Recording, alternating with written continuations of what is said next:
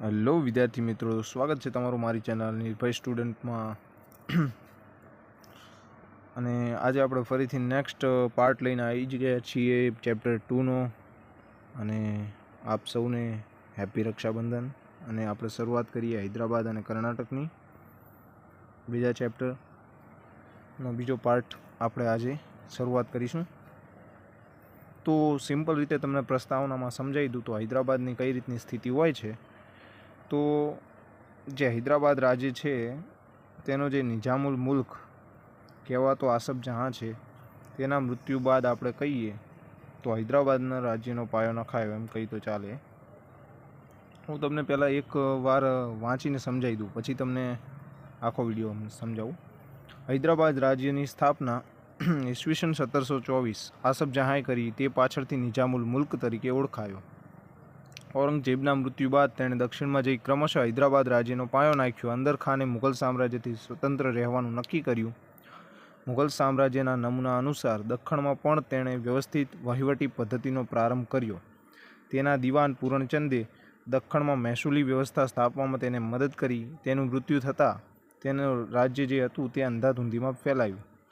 અને હવે વાત કરીએ કર્ણાટકની, તો કર્ણાટકમાં નવાબ શહાદતુલ્લા ખાંએ પોતાના ભત્રીજા દોસ્ત અલીને પોતાનો ઉત્તરાધિકારી નિમ્યો। અને ત્યારબાદ ઈસવીસન 1740માં બંને રાજ્યો વચ્ચે વારંવાર સંઘર્ષ થવાથી, કોના તો કે કર્ણાટક અને હૈદરાબાદ વચ્ચે, બંને નિર્બળ બન્યા અને યુરોપિયન કંપનીઓએ ભારતમાં રાજકારણમાં હસ્તક્ષેપ કરવાની શરૂઆત કરી।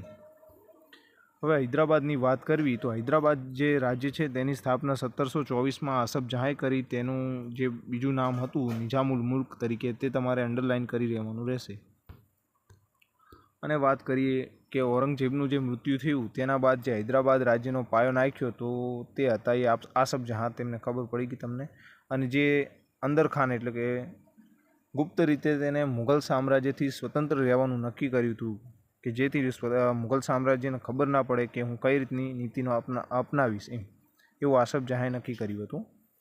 અને તેને જે મુઘલ સામ્રાજ્યના અનુસાર જ તેના રાજ્યમાં પોતાની વહીવટી પદ્ધતિનો પ્રારંભ કર્યો। અને તેનો જે દિવાન આસફ જહાંનો દિવાન પૂરણચંદે દખ્ખણમાં મહેસૂલી વ્યવસ્થા સ્થાપી। અને તેનું મૃત્યુ થતાં આસફ જહાં જ્યારે મૃત્યુ પામ્યો ત્યારે આ જે રાજ્ય હતું હૈદરાબાદ એ આખું અંધાધૂંધીમાં આવી ગયું। આ વાત હતી આપણી હૈદરાબાદની। હવે કર્ણાટકની વાત કરવી આપણે, તો કર્ણાટકમાં જે નવાબ શહાદતુલ્લા ખાંએ પોતાનો જે ભત્રીજો દોસ્ત અલી હતું તેને પોતાનો ઉત્તરાધિકારી નિમ્યો, એટલે કે રાજા નિમ્યો। હવે તેના બાદ 1740માં આ સમયગાળામાં જે બંને રાજ્યો હૈદરાબાદ અને કર્ણાટક બંને વચ્ચે વારંવાર સંઘર્ષ થવાથી આ જે બંને રાજ્યો હતા તે નિર્બળ બન્યા। અને આપણે સ્વાભાવિક વિચાર કરીએ તો કે આવી રીતે વચ્ચે વચ્ચે વિવાદ ચાલતા હોય, યુદ્ધો થતા હોય, એટલે સ્વાભાવિક છે કે સૈન્ય થોડુંક નબળું થાય।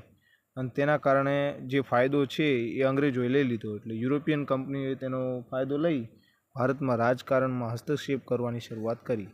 તો આગળનો વિડીયો આપણે નેક્સ્ટ પાર્ટમાં જોઈશું। તમને સમજાય તો મને કહેજો, ના સમજાય તે મને કોમેન્ટ કરજો।